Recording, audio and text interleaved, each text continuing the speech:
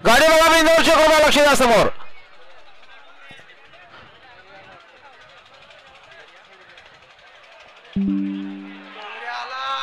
सुंदर गाड्या पळताय, सुंदर गाड्यामध्ये सुंदर अशी लढत सुरू आहे.